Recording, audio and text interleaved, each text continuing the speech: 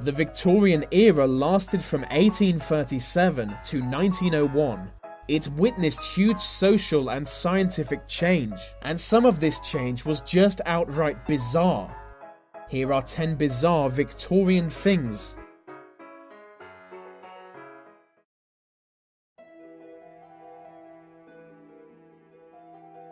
In February 1855, southern England had a lot of snowfall. After a night of heavy snow, a trail of footprints was discovered in the countryside. They were not human footprints, or those of any known animal. They appeared to have been made by a cloven hoof in single-file steps, which led them to be known as the Devil's Footprints. Many people genuinely thought they were the Devil's Footprints, and that Satan himself was in England that night. The Devil's Footprints stretched on for at least 40 miles and even appeared on rooftops. There were all kinds of crazy theories on what caused them. My favourite is that a kangaroo escaped from a local zoo. Despite the appealing nature of this theory, the Devil's Footprints remain a mystery.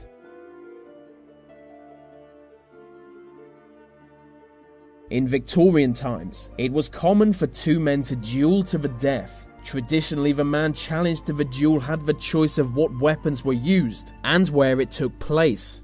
Usually they'd pick either swords or pistols, but every now and then they would be much more creative. In 1878, a Dutchman was challenged to a duel, and for some reason he wanted it to happen in the sky.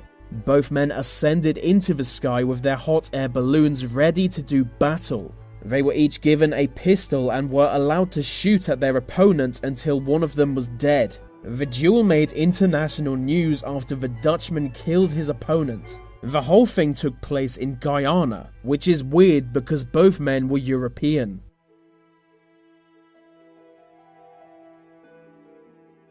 The Victorians witnessed huge leaps in photographic technology, and for some reason this caused the most creepy trend ever. Post-mortem photography was the popular act of taking photos of dead bodies. Usually taken just after death, they were considered a completely normal aspect of Victorian life. The corpses were usually posed as if they were still alive, and sometimes people would even pose with them in photos.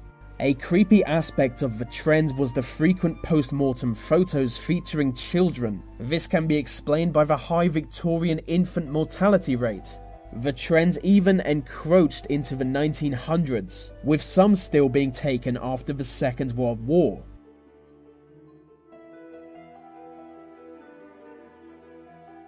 In 1858, there was a bizarre event known as the Great Stink. This was a time when human and industrial waste was still being dumped in the River Thames.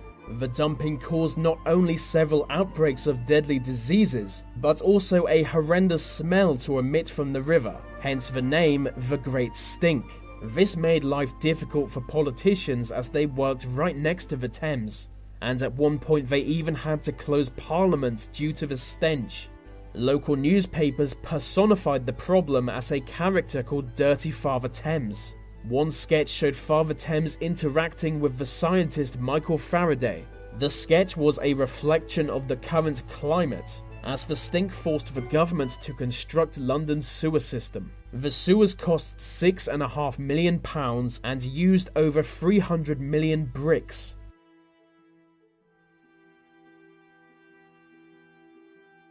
The Victorians were a bit more simple than us today, so they were prone to being tricked. Any experienced magician could fool them into believing the paranormal. They were big on sideshows, and no sideshow was complete without a trick horse. A trick horse was a horse who supposedly had unusually high intellect. Some trick horses were said to be as intelligent as humans, and some were said to have psychic abilities. Beautiful Jim Key was a popular trick horse in America. People would travel great distances to see him perform advanced arithmetic and recite Bible passages. I find it hard to believe a horse could speak, but Beautiful Jim Key became a well-known celebrity. There was also a German trick horse called Clever Hans. His owner claimed he could read, write, understand German and tell the time. So many were taken in by this horse that the German Board of Education set out to investigate it. After testing the animal, they concluded it was just a regular dumb horse.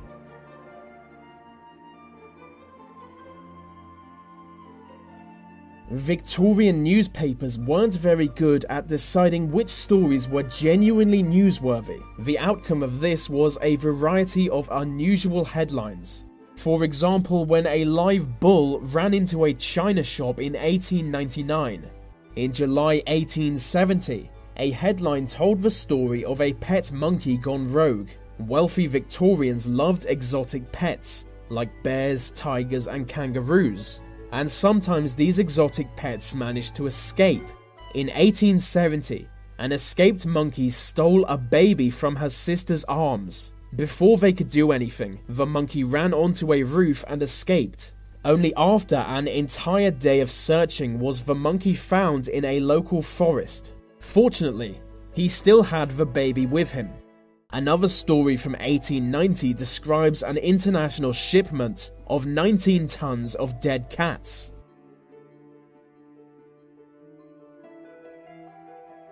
The later years of Victorian Britain saw huge interest in occultism. Occultism comes from a Latin term that means knowledge of the paranormal. They would get together on dark nights and combine pseudoscience with paganistic rituals.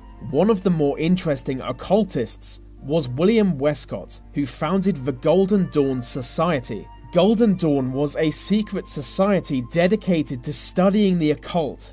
They soon discovered a series of mysterious texts. These cipher manuscripts told of a series of rituals that could supposedly create a gateway to the spirit world, and so the Order attempted to perform each of these rituals. I assume none of them were successful, but Golden Dawn did become well established in British society, with several celebrity members. Their strength grew until Westcott left the organisation, after which they faded into obscurity. On a similar subject to the Golden Dawn, the Victorians loved ghost hunting.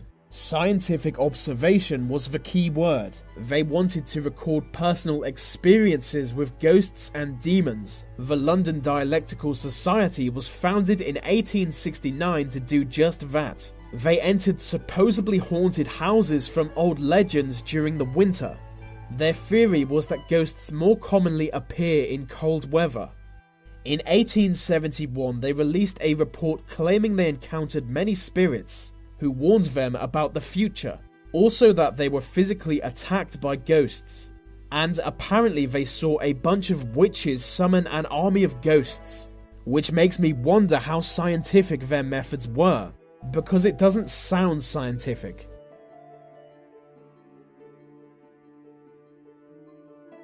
One of the more well-known aspects of Victorian society was the widespread body snatching. Body snatching is the act of stealing dead bodies from graveyards, usually to be sold to medical schools. At the time, only the bodies of executed criminals were made available to medical students, so there weren't enough corpses to go around, which led to doctors buying them on the black market. The body snatchers would sneak into graveyards and exhume the bodies of dead people. This was such a big problem that watchtowers were installed in cemeteries, and metal caging was often laid over graves. Dead bodies would need to be physically watched over until they were buried, and violent mobs would attack anyone suspected of being a body snatcher.